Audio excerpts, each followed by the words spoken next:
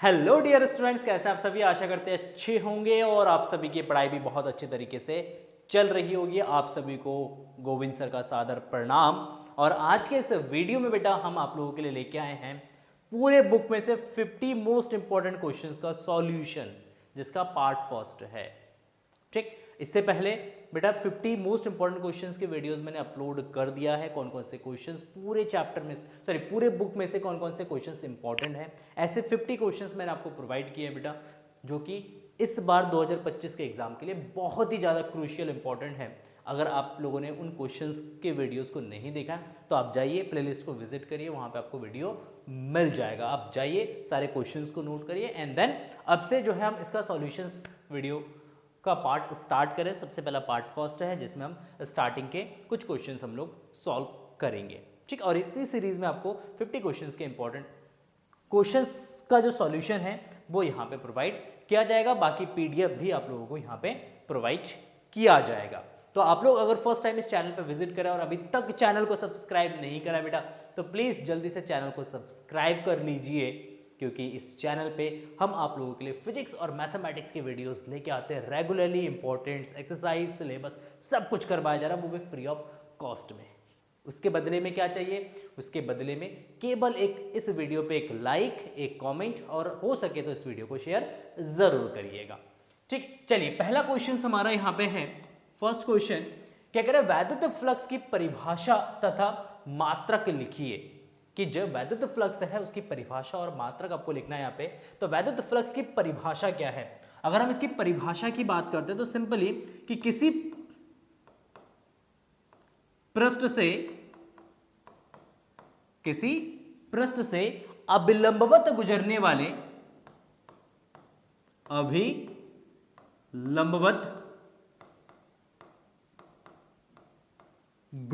वाले वैद्युत बल रेखाओं की संख्या को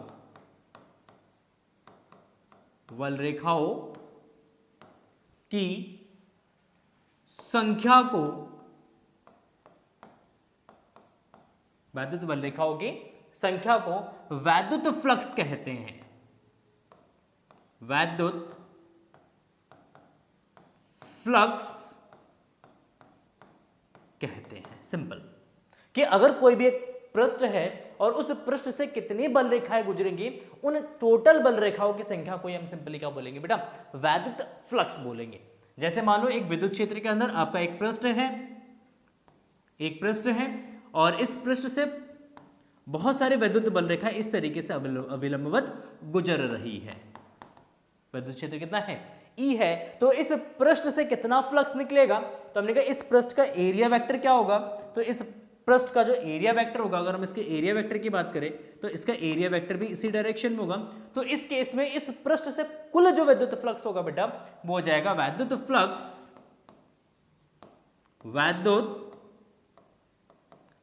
flux phi is equal to बेटा हो जाएगा E इंटू ए।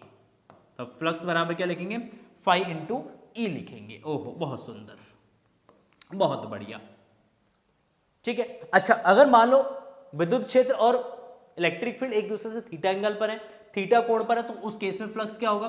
तो उस केस में फ्लक्स हो जाएगा phi is equal to E A cos theta. तो अब फ्लक्स के लिए ये वाला फॉर्मूला भी यूज कर सकते हैं, ई ए कॉस थीटा भी यूज कर सकते हैं। अगर ई वेरिएबल है, ये क्या है भाई? वेरिएबल है। वेरिएबल का मतलब परिवर्तनशील है। ये परिवर्तनशील है। E अगर परिवर्तनशील है तो उस केस में फ्लक्स हो जाएगा बेटा phi, that is integration E dot ds हो जाएगा। ठीक, बस इतना सा ही आपको लिखना है, ज्यादा इसमें कुछ लिखना नहीं है। ठीक, आपसे इसका मात्रक पूछा है। मात्रक क्या होगा विद्युत फ्लक्स का? तो विद्युत फ्लक्स का जो मात्रक होता है, तो इसका मात्रक आप लिख दीजिएगा। तो मात्रक इसका है सिंपल, देखो मात्रक क्या होगा? तो इलेक्ट्रिक फील्ड का होता है न्यूटन पर कूलम और एम्पियर का हो जाएगा मीटर स्क्वायर। तो ये जो है न्यूटन मीटर स्क्वायर पर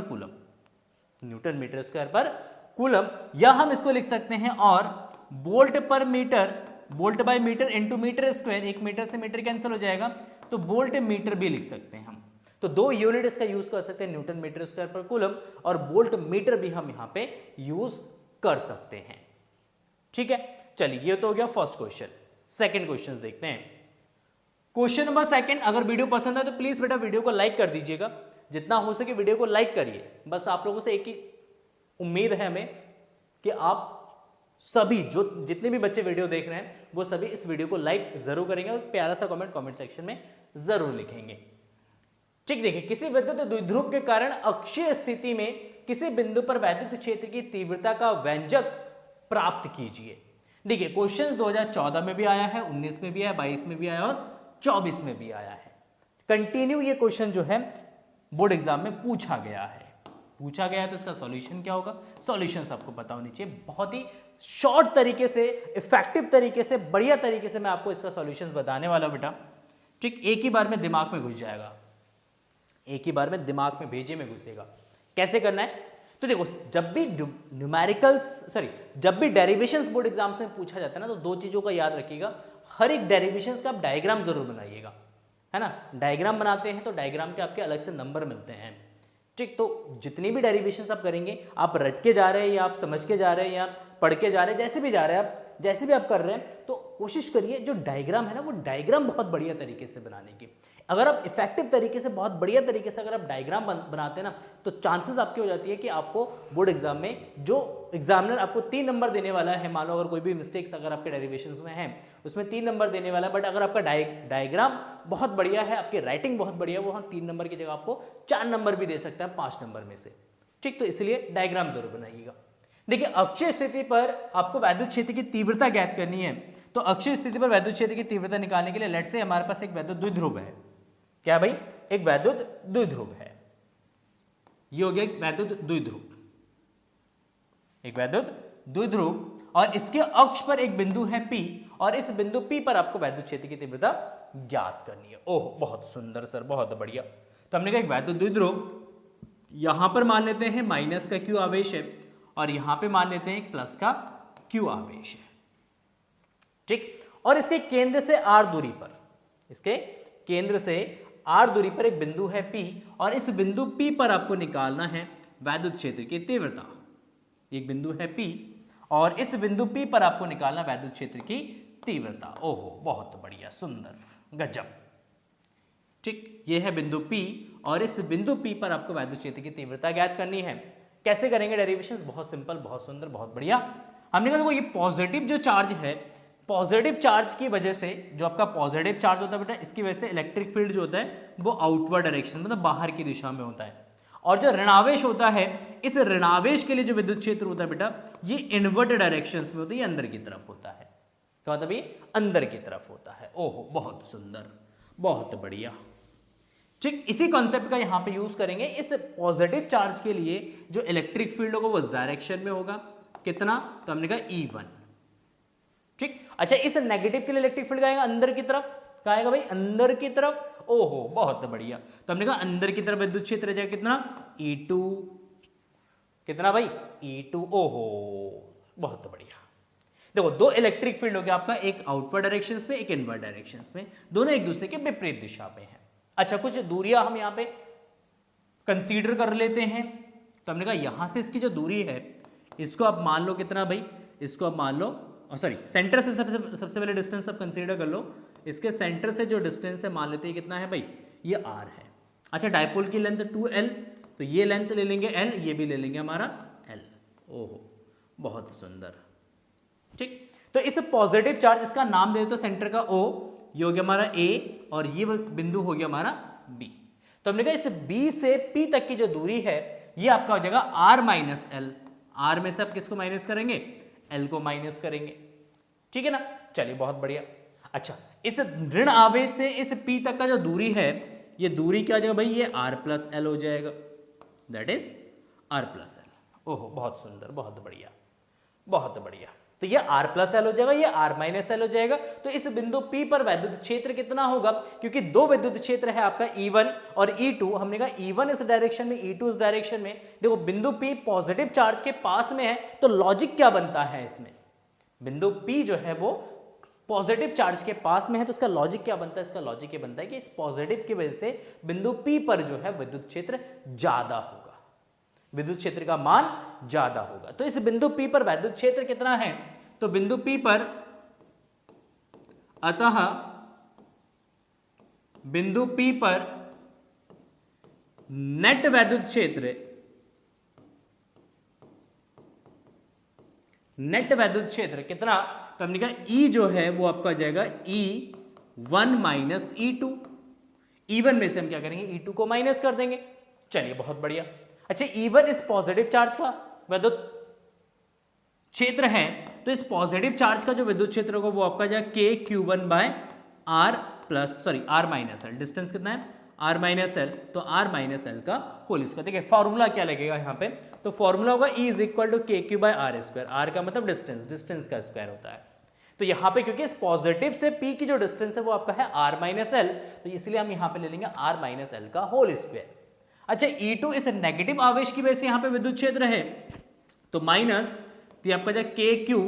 अच्छा, यहाँ पे Q है, Q1 नहीं है, तो यहाँ पे Q1 नहीं लिखना है हमको, ठीक है, Q1 नहीं लिखना है, तो KQ बाय, अच्छा देखिए इस नेगेटिव से इस पॉइंट P का जो डिस्टेंस है वो कितना है, वो R प्लस एल है, तो आपका जा R प्लस एल का whole square, R plus L का होल स्क्वायर। ओहो बहुत बढ़िया। हमने कहा देखो इसमें से KQ कॉमन आ रहा है, तो KQ आप कॉमन ले लीजिए, KQ कॉमन ले लेंगे, क्या बचेगा भाई, ये आपका आएगा 1/R माइनस एल का whole square minus 1/R plus L का होल स्क्वायर। ठीक, क्रॉस मल्टीप्लाई कर दो, तो ये आपका जाए KQ क्रॉस मल्टीप्लाई करो तो R प्लस एल का whole square minus R minus L का होल स्क्वायर डिवाइडेड बाय, क्या जगह बेटा ये आपका जाए R माइनस एल और R प्लस एल का होल स्क्वायर। ठीक, इन दोनों के आपस में मल्टीप्लाई कर देंगे और इनकी क्रॉस मल्टीप्लाई हो जाएगा।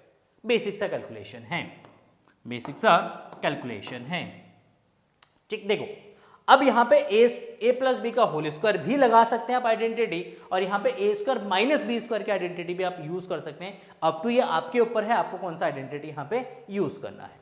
देखो a square minus B square की आइडेंटिटी यहाँ पे यूज कर लेते हैं, तो आपका KQ ऊपर a square minus B square की आइडेंटिटी अगर हम यूज करते हैं, तो आपका जाए R plus L plus R minus L, ठीक, और इसमें आ जाएगा आपका R plus L minus, minus करेंगे तो उसका साइन चेंज हो जाएगा, minus R plus L divided by, देखिए ऊपर हमने यूज किया a plus B a minus B, ठीक है ना, नीचे a minus B a plus B का फॉर्मेट हो रहा है, तो ये भी आपका a square minus B square का फॉर्मेट आ जाएगा, तो ये आपका जा R square minus L square का होल स्क्वायर। ओहो बहुत सुंदर। देखिए ऊपर क्या कैंसिल हो रहा है, L से L कैंसिल हो जाएगा, R से R कैंसिल हो जाएगा, R प्लस R 2R, यहाँ पे L प्लस L कितना बचेगा बेटा 2L बचेगा। तो हमने कहा इसको ऐसे लिख लो, ये आ जाएगा आपका KQ into 2L into 2R divided by R square minus L square का होल स्क्वायर। अच्छा देखिए, अतः द्विध्रुव आघूर्ण क्या होता है आपका, द्विध्रुव आघूर्ण, देखिए द्विध्रुव आघूर्ण होता है बेटा P that is Q into 2L, Q into 2L। तो हमने कहा P is equal to Q into 2L होता है। ठीक, तो यहाँ पे Q इंटू 2L को रिप्लेस कर सकते हैं आप P से, तो अगर आप यहाँ पे इसको P से रिप्लेस करते हैं तो क्या मिलेगा आपको यहाँ पे, आपको क्या मिलेगा यहाँ पे, तो अगर हम यहाँ पे इसकी बात करें तो ये आपका जो E is equal to KP into 2R divided by R square minus L square का होल स्क्वायर। तो ये हमारा एक्सप्रेशन है क्या इलेक्ट्रिक फील्ड का अक्षीय स्थिति पर। कौन से स्थिति पर, अक्षीय स्थिति पर। यहाँ पे एक और कंडीशन हम यहाँ पे यूज करेंगे, क्या यूज करेंगे, हम यहाँ पे यूज करेंगे कि R स्क्वायर इज, सॉरी ऐसे लिखो कि R is greater than L, तो देखो R square is much much much much greater than L square, तो L स्क्वायर को क्या कर देंगे बेटा यहाँ पे नेग्लेक्ट कर देंगे, दरकिनार कर देंगे L स्क्वायर को, L स्क्वायर को दरकिनार कर दो इसको दरकिनार, तो क्या आ जाएगा बेटा E इज इक्वल टू, तो ये आपका जाए 2KP R डिवाइडेड बाय, ये R स्क्वायर में से ये L स्क्वायर आपका नेग्लेक्ट कर देंगे, तो ये R स्क्वायर का स्क्वायर हो जाएगा बेटा, R स्क्वायर का स्क्वायर, तो ये आपका जाए 2KP R डिवाइडेड बाय, ये आपके R की पावर 4, एक R से एक R कैंसिल कर देंगे, तो ये 2KP बाय R क्यूब। ठीक, तो ये इलेक्ट्रिक फील्ड का एक और एक्सप्रेशन आ जाएगा, E is equal to 2kp/r³। ठीक है, क्लियर है? तो ये हमारा नेक्स्ट एक्सप्रेशन आ जाएगा। तो ये हो गया हमारा क्वेश्चन था हमारा सिंपल यहाँ पे कि एक वैद्युत द्विध्रुव के कारण अक्षीय स्थिति पर वैद्युत क्षेत्र की तीव्रता का व्यंजक प्राप्त करना था, जो कि इंपॉर्टेंट क्वेश्चन है बेटा, 2022-24 में आया हुआ क्वेश्चन है। तो डेफिनेटली ये क्वेश्चन जो है 2025 में भी आ सकता है किसी ना किसी सेट में, क्योंकि करीब 7 सेट बनते हैं आपके यूपी बोर्ड के अंदर, तो किसी न किसी सेट में ये क्वेश्चंस आ सकता है, और बिहार बोर्ड में भी आ सकता है, एमपी बोर्ड में भी क्वेश्चंस आ सकते हैं, क्योंकि कॉमन सा क्वेश्चंस है जो कि हर बोर्ड में पूछा जाता है, हर एक बोर्ड में पूछा जाता है क्वेश्चंस बेटा। ठीक है, चलिए आगे बढ़ते हैं और देखते हैं next question. Question number third क्या करें, वैद्युत द्विध्रुव के कारण निरक्षीय स्थिति में किस बिंदु पर वैद्युत क्षेत्र की तीव्रता का व्यंजक प्राप्त कीजिए। क्या करें कि वैद्युत द्विध्रुव के कारण निरक्षीय स्थिति में किसी बिंदु पर, यहां पे किसी होगा, किसी बिंदु पर वैद्युत क्षेत्र की तीव्रता का व्यंजक प्राप्त कीजिए। देखिए क्वेश्चन 2016 में भी आया है, 17 में भी आया है, 2020 में भी आया है, 2024 में भी आया है क्वेश्चन। कंटिन्यूअसली 4 सालों से क्वेश्चन पूछा गया है, 4 बार पूछा गया है क्वेश्चन बोर्ड एग्जाम में, तो डेफिनेटली 2025 में भी पूछा जा सकता है। ठीक है, चलिए कैसे करना क्वेश्चन, बहुत सिंपल है। सबसे पहले इसका डायग्राम बनाएंगे, स्टेप बाय स्टेप सीखेंगे डायग्राम कैसे बनाना है, स्टेप बाय स्टेप सीखेंगे डायग्राम कैसे बनना है। तो हमने कहा मान लो ये हमारे एक वैद्युत द्विध्रुव है, क्या है भाई, एक वैद्युत द्विध्रुव है। ओह बहुत सुंदर सर, बहुत बढ़िया सर।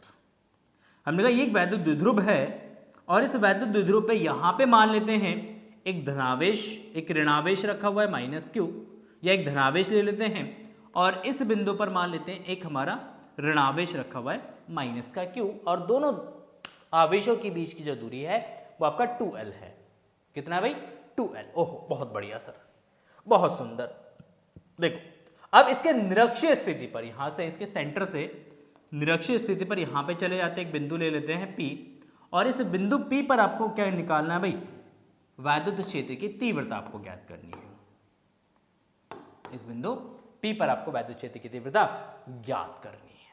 ओहो सर बहुत बढ़िया। यहां पे बिंदु कंसीडर कर लेते हैं P, ये है बिंदु O, और यहां से इसकी दूरी मान लेते कितना बेटा, R। यहां से इसकी दूरी हो जाएगा L, यहां से यहां तक हो जाएगा आपका L। ठीक है, क्लियर है? चलिए बहुत बढ़िया, बहुत सुंदर। देखो अब यहां पे देखो ये पॉजिटिव चार्ज है, इस पॉजिटिव चार्ज की वजह से यहां पे एक इलेक्ट्रिक फील्ड बनेगा इस डायरेक्शन में। किस दिशा में जाएगा ये भाई, वो इस दिशा में निकल जाएगा। पॉजिटिव है, पॉजिटिव के लिए इलेक्ट्रिक फील्ड कहां जाएगा, ऊपर की तरफ, बाहर की तरफ जाएगा, ऐसे स्विंग। ठीक, अच्छा इस ऋणावेश के लिए विद्युत क्षेत्र कहां आएगा भाई, इस ऋणावेश के लिए विद्युत क्षेत्र अंदर की तरफ आएगा, स्विंग, खुपाच, नीचे आ गया। ठीक है ना, तो सबसे पहले हम इन इलेक्ट्रिक फील्ड को नेम दे देते हैं। पॉजिटिव के लिए जो इलेक्ट्रिक फील्ड है, क्योंकि वो इस दिशा में है, तो इसको हम नाम दे दिया हमने EA, या सॉरी E1। इस ऋणावेश के लिए इलेक्ट्रिक फील्ड आएगा बेटा अंदर की तरफ आएगा, तो इसको नेम दे दिया हमने E2, E1 एंड E2। तो हमने कहा देखो E1 एंड E2 एक दूसरे से कुछ सर्टेन एंगल पर हैं, तो हमें क्या करना पड़ेगा, यहां पे इसको ब्रेक करना पड़ेगा इनके कंपोनेंट्स में। तो हमने कहा यहां से एक लाइन ड्रॉ कर लो हॉरिजॉन्टल, और इस लाइन को थोड़ा सा आगे एक्सटेंड कर दो, इसी लाइन को आगे क्या कर दो, एक्सटेंड कर दो। ठीक है, चलिए बहुत बढ़िया। तो देखो इलेक्ट्रिक फील्ड जो E1 एंड E2 है, अगर मान लेते हैं कि ये वाला कोण कितना है भाई, थीटा है, ये वाला कोण भी थीटा डिग्री है, तो ये थीटा हो जाएगा आपका, और ये क्योंकि जेड बन रहा है तो ये एकांतर कोण हो जाएगा, ये भी आपका थीटा हो जाएगा। E1 E2 के हम कंपोनेंट्स बनाएंगे, एक हॉरिजॉन्टल मतलब क्षैतिज घटक बनाएंगे, और एक बनाएंगे हम इसका लंबवत घटक या ऊर्ध्वाधर घटक हम इसको बोलते हैं। ठीक है, देखो E1 का एक कंपोनेंट बनेगा इस डायरेक्शन में, क्या बनेगा, तो हमने कहा ये बनेगा E1 cos थीटा, और E1 का एक कंपोनेंट इधर बनेगा आपका E1 sin थीटा। तो हमने कहा इस E2 के भी एक कंपोनेंट बनेगा इस डायरेक्शन में, कितना, E2 cos थीटा, एक कंपोनेंट इसका नीचे की तरफ बनेगा, कितना, E2 sin theta, E2 sine theta. देखो E1 साइन थीटा और E2 साइन थीटा आपस में अपोजिट डायरेक्शन में मैग्नीट्यूड वाइज इक्वल होंगे, तो ये तो हो जाएंगे कैंसल। ये क्या हो जाएंगे भाई, ये हो जाएंगे कैंसल, इसको कर दो कैंसल। E1 cos थीटा और E2 cos थीटा, क्योंकि ये दोनों एक ही दिशा में हैं, ये एक ही दिशा में जा रहे हैं, इसलिए ये आपस में क्या हो जाएंगे, ये हो जाएंगे ऐड। तो इसको क्या कर देंगे, आपस में ऐड कर देंगे। ओहो भाई बहुत बढ़िया। अच्छा, इस बिंदु का नाम दे देते हैं ए, इसका नाम दे देते हैं हम बी। देखो ए से पी तक का जो डिस्टेंस होगा बेटा, ये आर है, ये एल है, तो ये पाइथागोरस यहाँ पे लगेगा। पाइथागोरस में ये कर्ण है हमारा। कर्ण बराबर क्या होता है, कर्ण बराबर होता है रूट ऑफ लंब का स्क्वायर प्लस आधार का स्क्वायर। तो हमने कहा ये हो जाएगा आपका रूट ऑफ लंब का स्क्वायर, आर का स्क्वायर, आधार एल, तो ये एल का स्क्वायर हो जाएगा। सेम ये वाली जो साइड है, ये भी आपका जो root of R square plus L square हो जाएगा। ठीक, तो हमने कहा ए से पी तक का जो डिस्टेंस है और बी से पी तक का जो डिस्टेंस है, ये आपका जाएगा root of R square plus L square. ओह बहुत सुंदर। तो हमने कहा अगर हम इसका स्क्वायर कर देंगे तो ए पी का square is equal to B P का square is equal to R square plus L square. बिल्कुल होगा सर। अच्छा, इस बिंदु P पर नेट विद्युत क्षेत्र कितना है, तो बिंदु P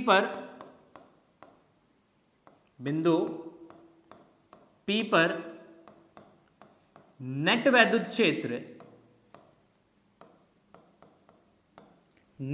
क्षेत्र कितना, तो हमने कहा बिंदु P पर नेट वैद्युत क्षेत्र हो जाएगा E, that is E1 cos theta plus E2 cos theta.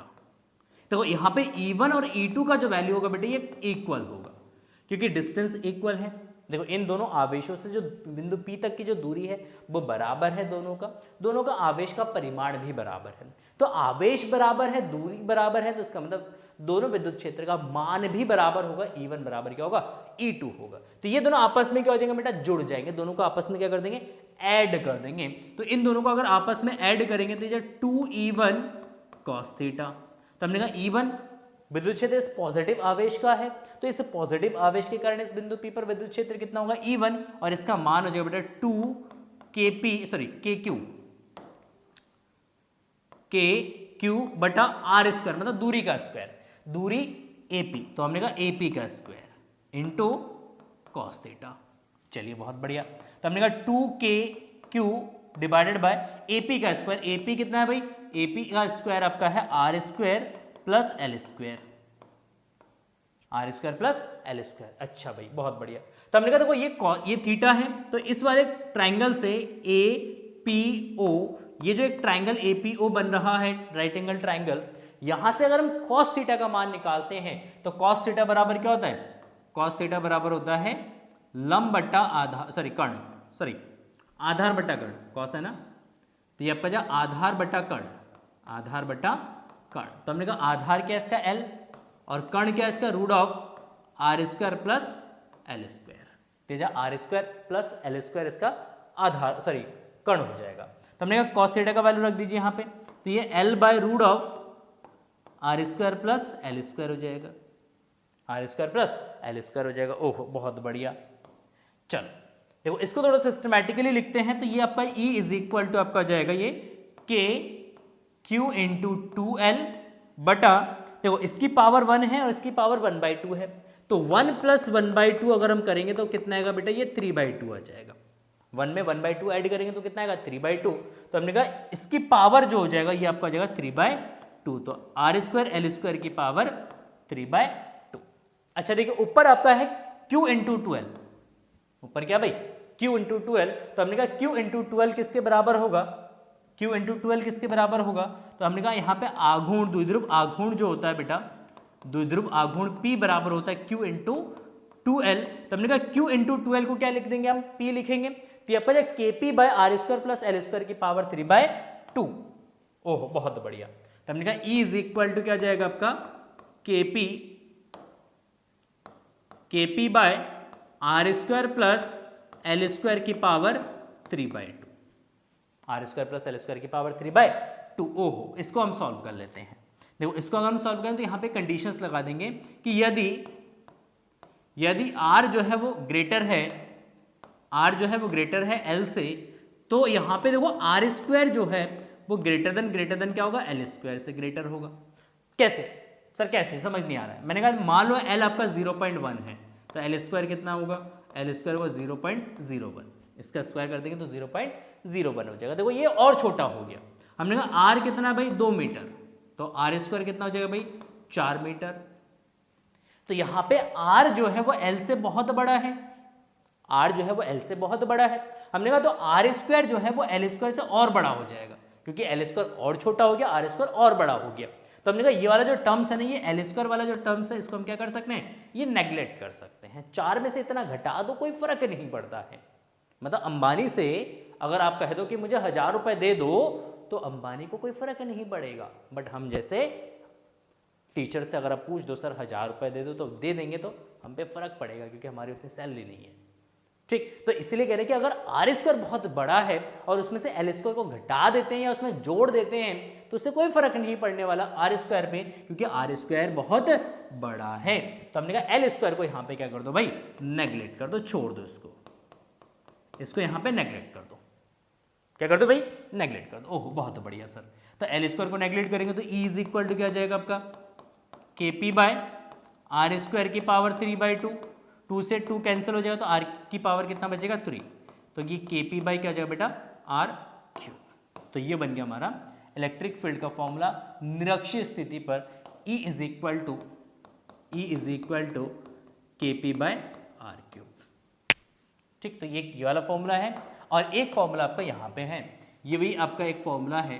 ठीक, इसको भी देख लीजिएगा, E is equal to K P by R square plus L square की पावर 3/2। ये तब यूज करेंगे जब एल और आर लगभग बराबर होगा, ये तब यूज करेंगे जब आर बहुत बड़ा होगा और एल बहुत छोटा होगा। एल क्या होगा भाई, बहुत छोटा होगा सर। बहुत बढ़िया सर, बहुत बढ़िया, मजा आ गया सर। चलिए देखिए, आ जाओ नेक्स्ट क्वेश्चन में, और ये most most most most important question है, मोस्ट। इसके बिना पेपर अधूरा है, ऐसा लगता है। पिछले कुछ सालों से ऐसा लगता है कि गॉस थ्योरम के बिना पेपर अधूरा है। गॉस थ्योरम ना पूछा जाए पेपर में तो लगता है कुछ आया ही नहीं है पेपर में, ऐसा लगता है। ये मतलब ये फील देता है गॉस थ्योरम। आप देखिए इसको, कब से ये रिपीट हो रहा है क्वेश्चन।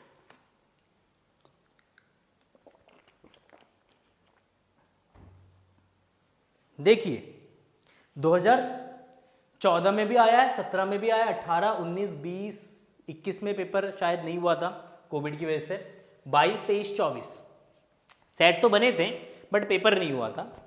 ठीक, तो 21 को आप एक बार के लिए छोड़ दें, तो ये कंटिन्यूसली 2017 से लेके 24, ये 7 सालों से कंटिन्यूसली पेपर में क्वेश्चंस आया हुआ है कि स्थिर विद्युत में गॉस की प्रमेय क्या है, क्या कहता है गॉस का प्रमेय, क्या कहता है इसको गॉस के प्रमेय। गॉस का प्रमेय क्या कहता है, सिंपल स्टेटमेंट, सिंपल है, स्टेटमेंट सिंपल है। गॉस क्या कहता है, गॉस का थ्योरम क्या कहता है कि मान लो अगर आपका एक बंद पृष्ठ है और इस बंद पृष्ठ के अंदर एक आवेश रखा हुआ है, क्यू आवेश रखा हुआ है, एक बंद पृष्ठ और इस बंद पृष्ठ के अंदर कितना आवेश रखा हुआ है भाई, क्यू आवेश रखा हुआ है। तो गॉस का थ्योरम ये कहता है कि इस बंद पृष्ठ से कितना फ्लक्स निकलेगा, इस बंद पृष्ठ से कितना फ्लक्स निकलेगा, ये किस पे निर्भर करेगा, ये इस आवेश की मात्रा पर निर्भर करेगा, या इस बंद पृष्ठ के अंदर कुल कितना आवेश रखा हुआ है वो उस आवेश पर निर्भर करेगा।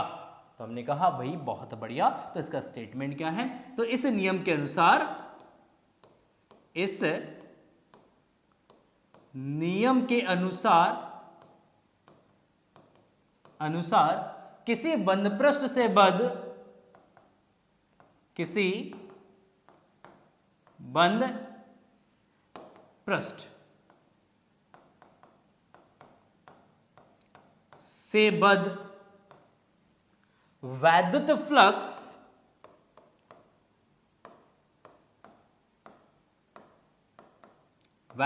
फ्लक्स फाई उस पृष्ठ द्वारा घिरे कुल आवेश का,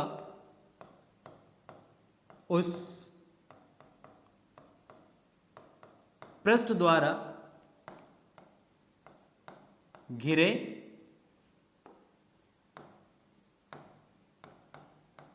कुल आवेश Q का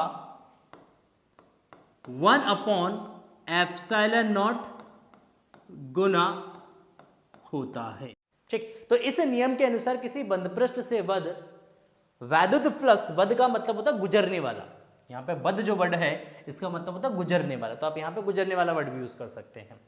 वध वैद्युत फ्लक्स फाई उस पृष्ठ द्वारा घिरे कुल आवेश Q का एप्सिलॉन नॉट गुना होता है। तो इसका मतलब वैद्युत फ्लक्स जो है आपका फाई, तो ये होता है मैथमेटिकली बेटा Q अपॉन एप्सिलॉन नॉट, या हम इसको ऐसे भी लिख सकते हैं, फाई को हम लिखते हैं integration E dot ds that is equal to Q by epsilon not.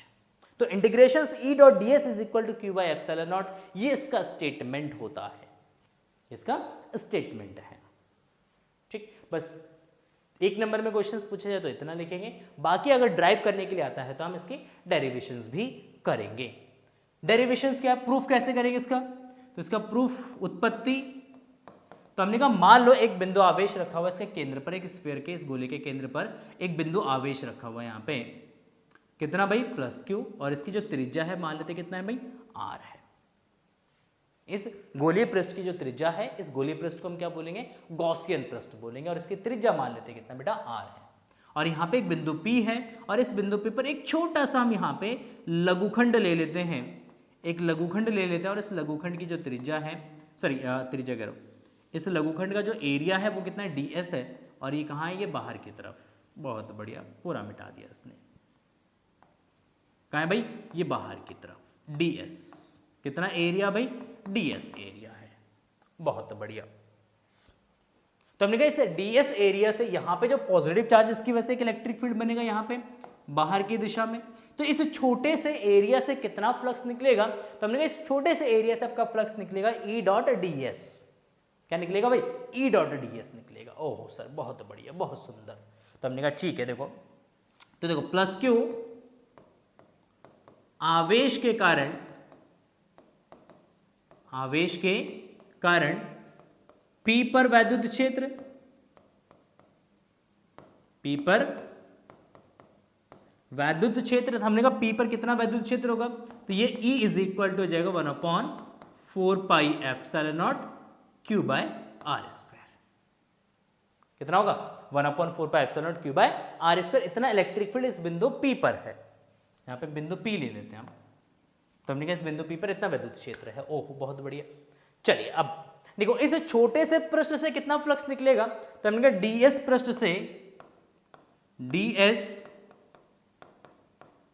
से बद्ध वैद्युत फ्लक्स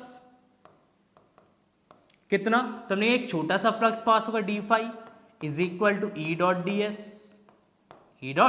ds, हमने कहा E ds cos थीटा हो जाएगा, और थीटा कितना लेंगे यहाँ पे हम 0 डिग्री। देखिए यहाँ पे E और ds सेम डायरेक्शन में है, दोनों एक ही दिशा में हैं, तो इसलिए यहाँ पे कोण कितना डिग्री का बनेगा, 0 डिग्री का बनेगा। तो हमने कहा एंगल 0 डिग्री होगा, तो E ds cos 0, तो हमने कहा यहाँ पे d फाई जो होगा आपका d phi is equal to ये आपका जाए E ds, क्या जाएगा भाई E ds। ये छोटा सा जो फ्लक्स है वो इस पृष्ठ का है, छोटा सा जो फ्लक्स है वो किसका है भाई, ये छोटे से पृष्ठ का है। ठीक है, बहुत बढ़िया। चलिए आगे बढ़ते हैं। तो हमने कहा संपूर्ण पृष्ठ से कितना फ्लक्स निकलेगा, संपूर्ण पृष्ठ से बद्ध वैद्युत फ्लक्स,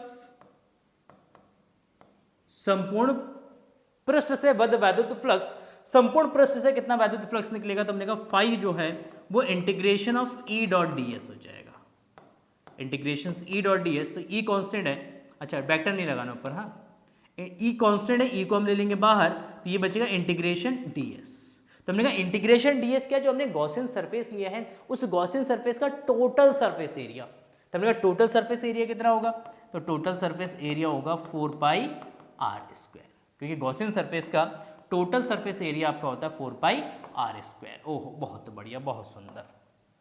तो हमने कहा देखो फाई इज इक्वल टू आपका हो गया E dot 4 pi R square, हमने कहा E का वैल्यू यहाँ पर रिप्लेस कर दो, तो E आपका जो 1/4 pi epsilon not Q by R square into 4 pi R square.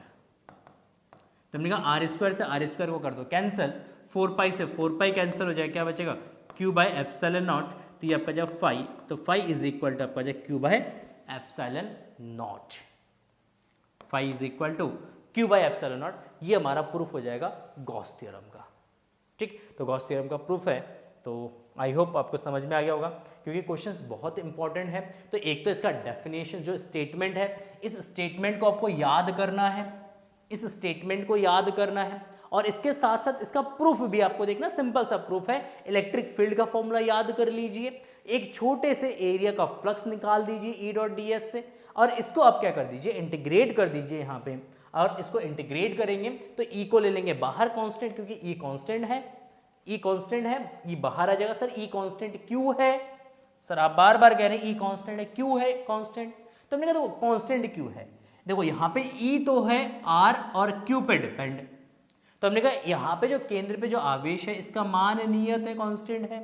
क्या यहाँ से इस बिंदु P की दूरी भी कांस्टेंट है, क्या ये दूरी और Q चेंज हो रहा है, तो आप कहोगे सर नहीं, तो ये ऐसा तो नहीं हो सकता कि दूरी और Q को तो हम चेंज कर नहीं सकते, क्योंकि दूरी और चार्ज, दूरी और आवेश Q चेंज हो नहीं सकता है, इसलिए E भी चेंज नहीं हो सकता है, इसलिए E का मान कांस्टेंट रहेगा, नियत रहेगा, वो चेंज नहीं होगा।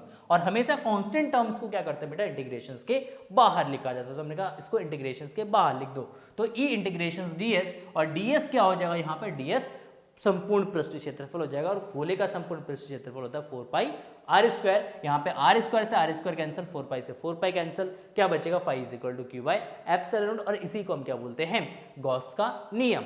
अच्छा सर माध्यम के लिए क्या होगा, तो हमने कहा अगर माध्यम में लिखेंगे हम, तो माध्यम के लिए हो जाएगा, माध्यम के लिए हो जाएगा phi is equal to Q by epsilon, क्या हो जाएगा भाई, phi is equal to Q by epsilon हो जाएगा। तो हमने कहा phi is equal to what, तो phi is equal to that is के एप्सिलॉन नॉट, इसको आप के एप्सिलॉन नॉट भी लिख सकते हैं, क्योंकि फाई यहाँ पे एप्सिलॉन जो है वो के बाय एप्सिलॉन, सॉरी के जो होता है बेटा वो होता है आपका एप्सिलॉन बाय एप्सिलॉन नॉट, तो यहाँ से एप्सिलॉन का वैल्यू अगर आप निकालेंगे तो के इंटू एप्सिलॉन नॉट हो जाएगा, तो phi is equal to Q by K epsilon not हो जाएगा इसका वैल्यू। ठीक है, क्लियर है, आई होप आपको समझ में आ रहा होगा क्वेश्चन समझ में आ रहा है तो जल्दी से वीडियो को लाइक कर दीजिएगा बेटा, जल्दी से। अगर आपने अभी तक वीडियो को लाइक नहीं करा है, एक प्यारा सा कमेंट सेक्शन में जरूर लिखिए। क्वेश्चंस पढ़िए, मैं पानी पी लेता हूं तब तक।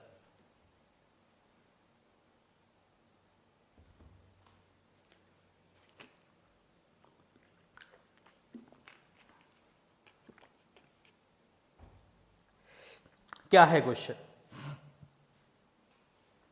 क्वेश्चन क्या है, गॉस के नियम का उपयोग करके एक समान आवेशित अनंत समतल चादर के कारण वैद्युत क्षेत्र ज्ञात कीजिए। क्या ज्ञात कीजिए भाई, चादर के कारण वैद्युत क्षेत्र ज्ञात कीजिए। ओहो भाई, देखिए 2017 में आया क्वेश्चन, 2019 में भी आया, 20 में भी आया और 24 में भी क्वेश्चन आया है। ठीक, क्वेश्चन नंबर आपका 4 है, 4 है 5 है, सॉरी 5 है शायद। 5th नंबर क्वेश्चन है कि गॉस के नियम का उपयोग करके एक समान आवेशित अनंत समतल चादर के कारण वैद्युत क्षेत्र की तीव्रता ज्ञात करना है। क्या कह रहा है, अनंत समतल चादर है, अनंत समतल चादर है, तो मान लो हमारे पास एक अनंत लंबाई का एक चादर है, अनंत लंबाई का क्या है भाई, एक चादर है। ठीक, और इस चादर पे क्यू आवेश जो है वो एक समान रूप से वितरित है, इस पर क्यू आवेश जो है ये एक समान रूप से वितरित है। ठीक है, एक समान रूप से वितरित है। ओहो भाई बहुत बढ़िया, बहुत सुंदर। ठीक, तो क्यू आवेश इस पे एक समान रूप से वितरित है, और इस चादर से आर दूरी पर एक बिंदु है P, आर दूरी पर एक बिंदु है P, और इस बिंदु P पर आपको क्या ज्ञात करना है भाई, इस बिंदु P पर आपको वैद्युत क्षेत्र की तीव्रता ज्ञात करना है। अच्छा, ये चादर जो है ये अचालक है, क्या भाई, ये अचालक चादर है। ठीक, अचालक चादर है। अगर ये अचालक चादर है और इससे आर दूरी पर हमें वैद्युत क्षेत्र की तीव्रता अगर ज्ञात करनी है, तो इसके लिए सिंपली हमें क्या करना पड़ेगा भाई, हमें एक गॉसियन सरफेस प्रिडिक्ट करना पड़ेगा। तो यहाँ पे सबसे पहले हम एक क्या करते हैं, गॉसियन सरफेस बना लेते हैं।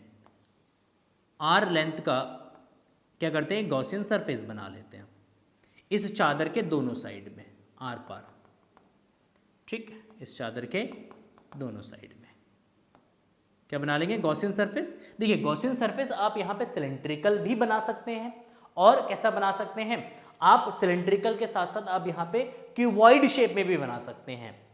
किस शेप में बनाएंगे, क्यूबॉइड शेप में भी बनाएंगे तो भी चलेगा। तो अगर आप क्यूबॉइड शेप में या सिलेंड्रिकल शेप में बनाते हैं तो भी चलेगा, आपको कोई दिक्कत नहीं है। मान लेते हैं इस सिलेंड्रिकल शेप का ये जो एरिया ऑफ क्रॉस सेक्शन है बेटा, ये ए है, वो इस डायरेक्शन में होगा। आपकी प्लेट इस तरीके से रखी हुई, ऐसे रखी हुई है ना। तो यहाँ पे इलेक्ट्रिक फील्ड का बनेगा भाई इस डायरेक्शन में। इलेक्ट्रिक फील्ड अगर इस डायरेक्शन में बनेगा तो इलेक्ट्रिक फील्ड आपका इस डायरेक्शन में होगा, that is E. Electric field बनेगा आपका इस डायरेक्शन में, that is E. Same as it is इस वाले पृष्ठ का एरिया वेक्टर कहाँ होगा भाई, वो इस डायरेक्शन में होगा आउटवर्ड, और इसका जो एरिया वेक्टर इलेक्ट्रिक फील्ड होगा वो भी आपका इसी डायरेक्शन में होगा।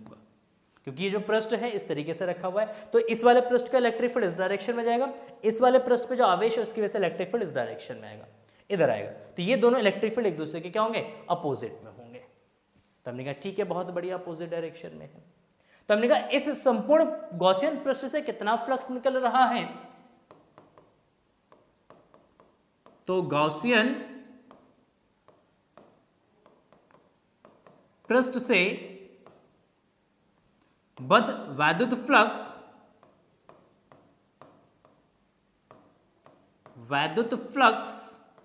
कितना, तो हमने कहा इस गॉसियन पृष्ठ से फ्लक्स निकल रहा है फाई। देखो इस वाले पृष्ठ का कितना फ्लक्स होगा, तो हमने कहा इस वाले पृष्ठ का जो फ्लक्स होगा ये आपका जो ई डॉट ए। हमने कहा इस वाले पृष्ठ का कितना फ्लक्स होगा, तो इस वाले पृष्ठ का फ्लक्स होगा ई डॉट ए। दोनों को आपस में क्या कर दो, ऐड कर दो, है ना, क्योंकि दो ही पृष्ठ से फ्लक्स निकलेगा, एक तो इधर निकलेगा और एक इधर निकलेगा। बाकी इसका वक्र पृष्ठ से जो फ्लक्स निकलेगा वो जीरो होगा, उसको हम दिखा नहीं रहे यहाँ पे, ठीक है। चलिए ई डॉट ए, तो हमने कहा ई ए कॉस थीटा हो जाएगा। तो यहाँ पे थीटा कितना डिग्री, 0 डिग्री, क्योंकि ई और ए सेम डायरेक्शन में है, एक ही दिशा में, तो थीटा यहाँ पे 0, क्योंकि यहाँ पे ई और ए सेम दिशा में है तो यहाँ पे थीटा कितना हो जाएगा आपका, 0 हो जाएगा। तो हमने कहा ई ए कॉस 0 प्लस ये आपका जो ई ए कॉस 0। चलिए ई ए कॉस 0, तो ये आपका जो ई ए प्लस ये आपका जो ई ए, अगर हम इन दोनों को ऐड करेंगे तो ये 2EA क्या जाएगा भाई, फाई इज इक्वल टू जाएगा 2EA। अच्छा बहुत बढ़िया। अच्छा देखो यहाँ पे एक छोटा सा एरिया, इसके अंदर कितना आवेश है, ये एरिया है, इस एरिया के अंदर कितना आवेश है, इसके अंदर टोटल क्यों आवेश यूनिफॉर्मली डिस्ट्रीब्यूट है, तो इस छोटे से पृष्ठ के अंदर कितना आवेश होगा, तो गाउस की प्रमेय से, गाउस की प्रमेय अगर हम यहाँ पे यूज करेंगे तो गाउस की प्रमेय क्या कहता है, गाउस के प्रमेय के अनुसार इस पृष्ठ पे कितना फ्लक्स होगा, तो हमने कहा इस पृष्ठ पे जो इस के अंदर कुल कितना आवेश होगा, तो मान लो अगर इसका पृष्ठ आवेश घनत्व कितना है, सिग्मा है।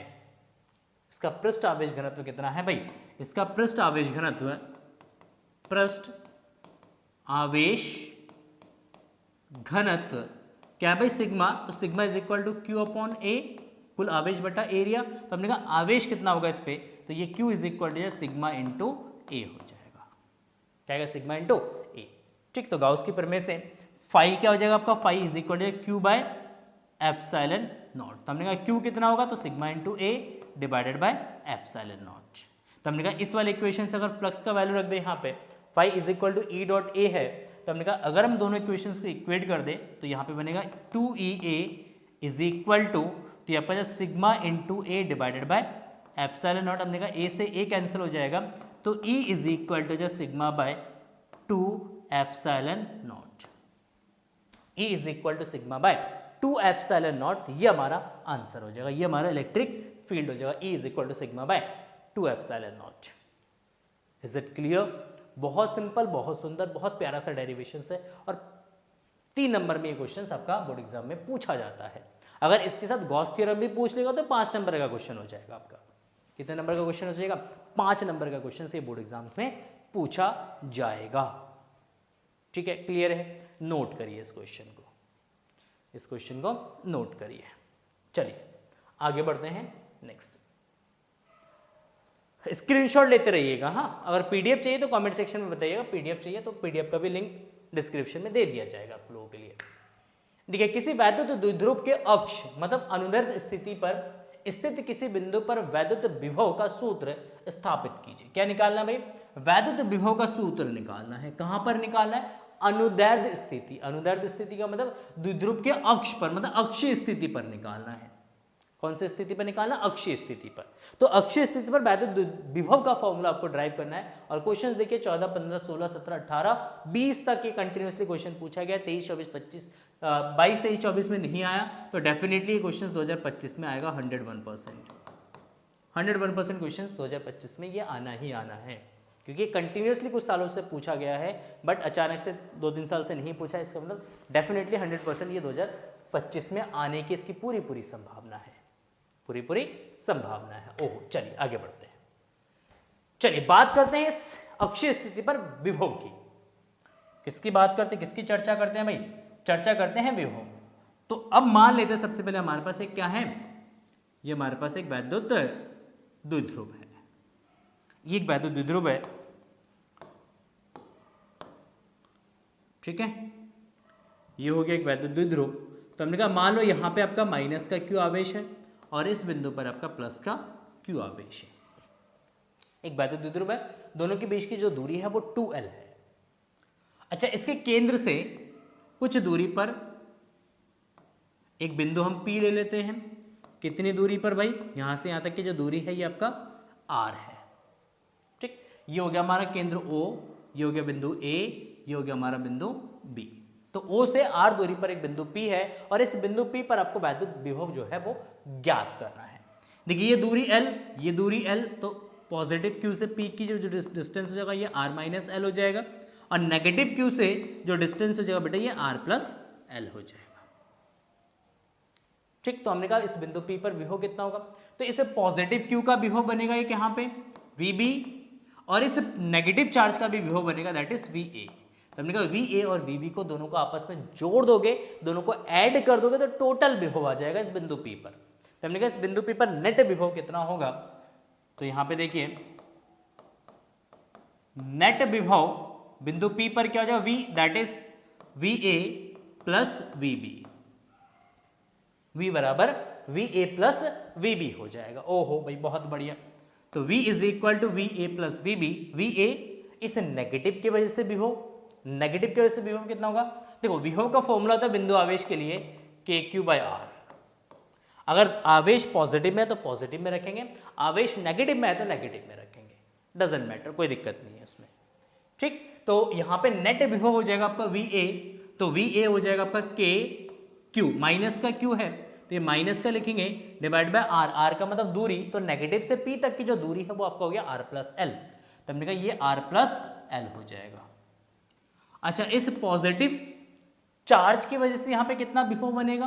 तो इस पॉजिटिव चार्ज का विभव बनेगा यहाँ पे, तो हमने कहा ये KQ/R माइनस L, क्योंकि इस पॉजिटिव चार्ज से P का जो डिस्टेंस है वो आपका दे रखा R माइनस L दे रखा है। चलिए बहुत बढ़िया। हमने कहा KQ कॉमन ले लो, इसमें से KQ आप कॉमन ले लो, तो माइनस का 1/R plus L plus 1/R minus L। हमने कहा क्रॉस मल्टीप्लाई कर दो। क्या कर दो? क्रॉस मल्टीप्लाई कर दो।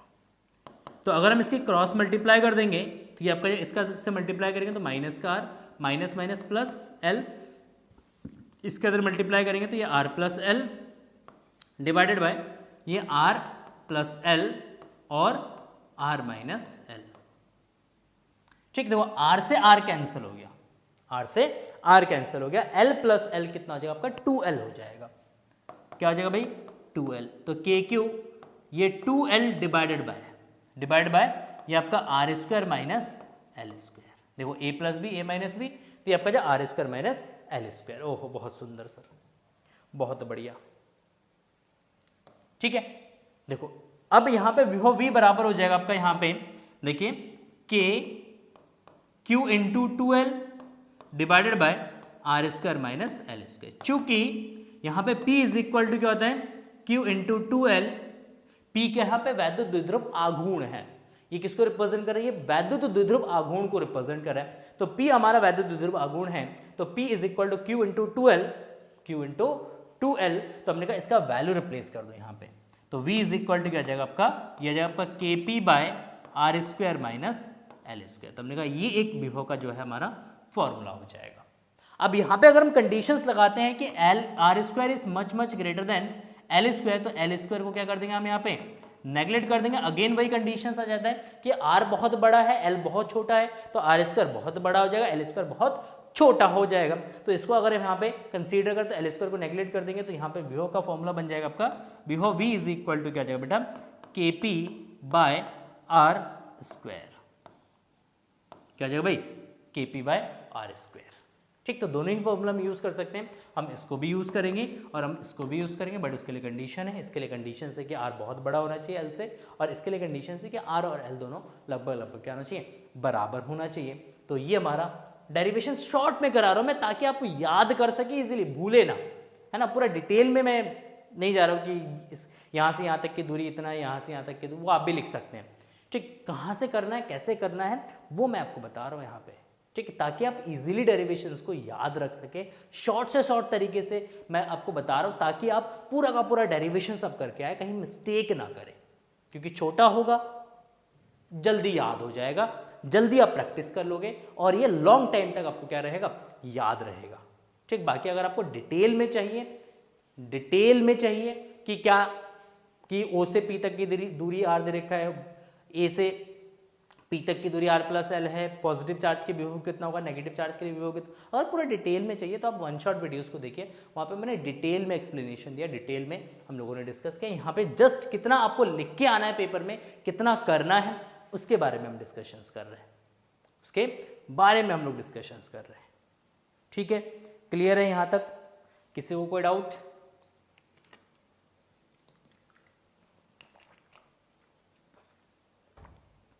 चलिए,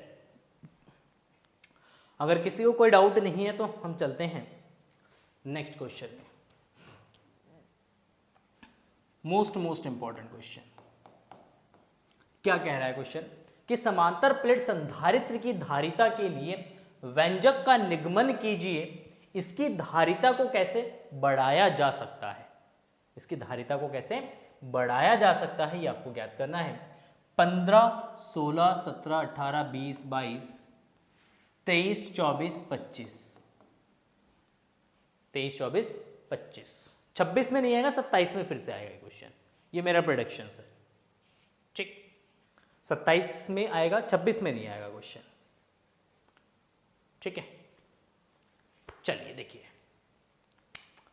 तो एक समांतर प्लेट संधारित्र की धारिता के लिए व्यंजक का निगमन कीजिए, इसकी धारिता को कैसे बढ़ाया जा सकता है ये आपको ज्ञात करना है, ये आपको यहाँ पे जो है डिस्कशंस करना है। तो सबसे पहले मान लेते हैं हमारे पास एक संधारित्र है, ये एक संधारित्र है, ये संधारित्र की एक प्लेट है,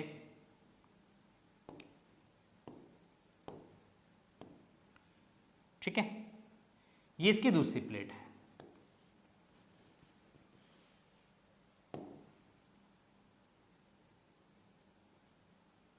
ये संधारित्र की हमारी दूसरी प्लेट है, और मान लेते हैं ये कुछ दूरी पर स्थित है, ये एक दूसरे से कुछ दूरी पर रखे हैं, है ना। तो ये संधारित्र की दो प्लेटें हैं, और इस वाले प्लेट पे मान लेते हैं प्लस का क्यू आवेश है, और इस वाले प्लेट पे माइनस का क्यू आवेश है। तो इस पे जो आवेश है ये धनात्मक आवेश है, ठीक, इस पे जो आवेश है ये हमारा ऋणात्मक आवेश है। कैसा आवेश है? ऋणात्मक आवेश है। ठीक, इस धनात्मक और ऋणात्मक आवेश के कारण इन दोनों प्लेटों के बीच में क्या बनेगा भाई, एक इलेक्ट्रिक फील्ड बनेगा। क्या बनेगा भाई? एक electric field, that is E। कितना? इलेक्ट्रिक फील्ड E है। ठीक, ये हो गया हमारा प्लेट फर्स्ट और ये हो गया हमारा प्लेट सेकंड। और मान लेते हैं इन दोनों प्लेटों के बीच की जो दूरी है, मान लेते कितना है, D है। कितना दूरी है भाई? D दूरी है। और प्रत्येक प्लेट का जो क्षेत्रफल है वो मान लेते हैं A है। प्रत्येक प्लेट का जो क्षेत्रफल है वो कितना मान लेते हैं हम? A है। ठीक है, चलिए देखिए, तो हम यहां पे मान लेते हैं कि माना A प्लेटों का क्षेत्रफल ए प्लेटों का क्षेत्रफल, डी यहां पे प्लेटों के बीच की दूरी है, डी यहां पे प्लेटों के बीच की दूरी है, ठीक। क्यू इस पे आवेश है तो इसका पृष्ठ आवेश घनत्व क्या होगा, पृष्ठ आवेश घनत्व, तो हमने कहा पृष्ठ आवेश घनत्व हो जाएगा sigma, that is Q upon A. अच्छा, इन दोनों प्लेटों की वजह से इसके प्लेटों के बीच में जो विद्युत क्षेत्र होगा वो कितना होगा, तो प्लेटों के बीच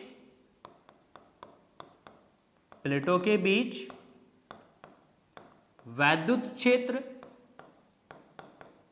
कितना होगा, तो हमने कहा वैद्युत क्षेत्र होगा E इज इक्वल टू, देखिए ये जो पॉजिटिव प्लेट है, इस पॉजिटिव प्लेट के लिए इलेक्ट्रिक फील्ड होगा इस डायरेक्शन में कितना, मान लेते हैं E1। इस नेगेटिव प्लेट की वजह से भी इलेक्ट्रिक फील्ड होगा इस डायरेक्शन में, मान लेते हैं कितना भाई E2। तो टोटल इलेक्ट्रिक फील्ड E कितना होगा, क्योंकि पॉजिटिव के लिए इलेक्ट्रिक फील्ड बाहर की तरफ जाता है और नेगेटिव के लिए अंदर की तरफ आएगा, ये नेगेटिव आवेश है ना, तो इसके लिए इलेक्ट्रिक फील्ड अंदर की तरफ जाएगा, ठीक है। तो इसलिए दोनों इलेक्ट्रिक फील्ड सेम डायरेक्शंस में, दोनों को आपस में क्या कर देंगे, ऐड कर देंगे, तो हमने कहा E1 प्लस E2 हो जाएगा। अच्छा, इस पॉजिटिव प्लेट के लिए इलेक्ट्रिक फील्ड E1 कितना हो जाएगा, तो E1 हो जाएगा सिग्मा बाई 2 एप्सिलॉन नॉट।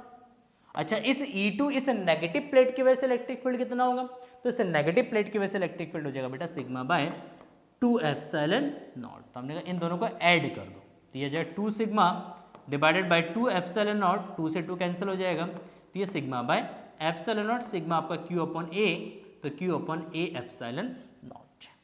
अच्छा, इतना इलेक्ट्रिक फील्ड इस कैपेसिटर के प्लेटों के बीच में है, कैपेसिटर के प्लेटों के बीच में इतना इलेक्ट्रिक फील्ड है, तो हमने कहा कि विभव कितना होगा, तो प्लेटों के बीच विभव, तो प्लेटों के बीच विभव V बराबर हो जाएगा बेटा E इंटू डी।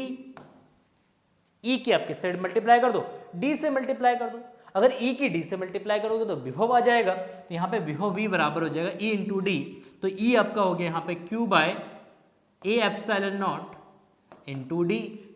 अच्छा, संधारित्र की धारिता, तो संधारित्र की धारिता, तो संधारित्र की धारिता का सूत्र होता है बेटा C is equal to Q upon V। क्या होता है, C is equal to Q upon V, तो हमने कहा Q अपॉन V, तो Q अपॉन V हो जाएगा आपका Q into D divided by A epsilon not, और A एप्सिलॉन नॉट कहाँ चला जाएगा, ऊपर मल्टीप्लाई में, और यहाँ पे Q से Q कैंसिल हो जाएगा, तो ये आपका जाए A epsilon naught by D। तो हमने कहा C इज इक्वल टू क्या आ जाएगा आपका, C is equal to A epsilon naught by D हो जाएगा। क्या हो जाएगा, C is equal to A epsilon naught by D, that is the correct answer, that is the derivation formula, ठीक। तो सिंपल कैपेसिटर के समांतर प्लेट संधारित्र की अगर धारिता अगर आपको निकालने के लिए आ रहा है, तो सबसे पहले आप क्या निकालेंगे, इलेक्ट्रिक फील्ड निकालेंगे, इलेक्ट्रिक फील्ड का यूज करके आपको पोटेंशियल निकालना पड़ेगा, और पोटेंशियल का यूज करके आप कैपेसिटर की जो कैपेसिटी है आप उसको कैलकुलेट कर सकते हैं। बहुत सिंपल, बहुत सुंदर, बहुत प्यारा सा डेरिवेशन है, और डेफिनेटली क्योंकि लगभग हर साल पूछा गया है और 2025 में भी क्वेश्चंस पूछा जाएगा, ये 101% की गारंटी है बेटा, 101% की गारंटी है। अगर ना पूछा जाए तो कमेंट सेक्शन में आके मुझे बताने की सर आपने बताया था बट 2025 में क्वेश्चंस नहीं आया है, कैसे करना है, एक डायग्राम बनाना है एंड देन उस क्वेश्चंस को इस तरीके से आपको फ्रेम करना है, बहुत सिंपल तरीके से आप इजीली इस क्वेश्चंस को याद कर सकते हैं। तो जितने भी मोस्ट इंपॉर्टेंट क्वेश्चंस बता रहा हूं आप अभी से प्रैक्टिस करिए, और अभी आपके पास 3 महीने का समय है, 3 महीने में उन क्वेश्चंस को इतना प्रैक्टिस कर लीजिए, इतना प्रैक्टिस कर लीजिए कि आंखें बंद करके भी आप इन सारे क्वेश्चंस को इजीली सॉल्व कर सके। ठीक है, क्लियर है? ठीक है, तो टोटल हम लोगों ने कितने क्वेश्चंस डिस्कस कर लिया आज के सेशन में? ठीक, ये कौन सा क्वेश्चन था? क्वेश्चन नंबर 5, ये है क्वेश्चन नंबर आपका 6, और ये हो गया क्वेश्चन नंबर आपका 7, क्वेश्चन नंबर 7। ठीक है, तो एक चीज मैं आपको यहां पे ये बताना चाह रहा हूं बेटा, देखो अगर आपको डेरिवेशंस करना हो, डेरिवेशन करना हो या न्यूमेरिकल्स करना हो, डेरिवेशन या न्यूमेरिकल्स, इन दोनों को अगर आपको करना है तो इसके लिए एक सबसे जरूरी जो चीज है वो क्या चाहिए, वो आपको चाहिए फॉर्मूलास, है ना, क्या चाहिए, फॉर्मूलाज चाहिए। विदाउट फॉर्मूला ना तो आप डेरिवेशंस कर सकते हैं और ना ही आप न्यूमेरिकल्स कर सकते हैं। देखिए मैंने जैसे इस डेरिवेशंस का एग्जांपल लेते हैं, जैसे ये डेरिवेशन है, इस डेरिवेशंस को करने के लिए यहाँ पे 3 फॉर्मूला हमने यूज किया है। कितने फॉर्मूले यूज हुए हैं भाई, 3 फॉर्मूला यूज हुआ है। एक तो ये वाला फॉर्मूला यूज हुआ है कि इलेक्ट्रिक फील्ड का फॉर्मूला क्या होता है, किसी अचालक प्लेट की वजह से, ये अचालक प्लेट की वजह से इलेक्ट्रिक फील्ड का फॉर्मूला था E is equal to sigma by 2 epsilon not. तो एक तो ये वाला फॉर्मूला आपको याद होना चाहिए। दूसरा एक ये वाला फॉर्मूला आपको याद होना चाहिए, विभव और विद्युत क्षेत्र में क्या संबंध है, ये दूसरा फॉर्मूला यूज हुआ है इस डेरिवेशन में, है ना, ये पहला फॉर्मूला यूज हुआ है। नेक्स्ट एक फॉर्मूला आपका यहाँ पे यूज हुआ है कैपेसिटी का, capacity C is equal to Q upon V, ये 3 फॉर्मूला यूज हुआ है। तो इस डेरिवेशंस में 3 फॉर्मूला यूज हुआ है। अगर आपको ये तीनों फॉर्मूला याद नहीं, या तीनों में से 2 फॉर्मूला याद है, एक नहीं याद है, या एक याद है 2 याद नहीं है, क्या आप इस डेरिवेशंस को कर पाएंगे? क्या आप इस डेरिवेशंस को कर पाएंगे? कमेंट सेक्शन में मुझे आंसर दीजिए कि अगर आपको ये तीनों फॉर्मूला याद नहीं है तो क्या ये डेरिवेशंस आपसे हो सकता है? और डेफिनेटली अगर ये तीनों फॉर्मूला अगर आपको याद है तो डेफिनेटली कोई नहीं रोक सकता है आपको इस डेरिवेशंस करने से। डेफिनेटली ये डेरिवेशंस आप इजीली कर सकते हैं अगर ये 3 फॉर्मूला अगर आपको याद है। बस आपको स्टेप याद रखना है कि पहले स्टेप में आपको इलेक्ट्रिक फील्ड निकालना है, दूसरे स्टेप में आपको विभव निकालना है, तीसरे स्टेप में आपको धारिता निकालना है।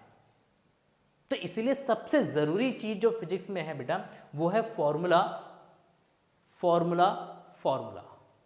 विदाउट फॉर्मूला ना तो आप न्यूमेरिकल्स कर सकते हैं और ना ही डेरिवेशंस कर सकते। इसलिए मेरा आपको ये सजेशन है कि आप फॉर्मूलाज को याद करिए, आप फॉर्मूलाज को याद करिए।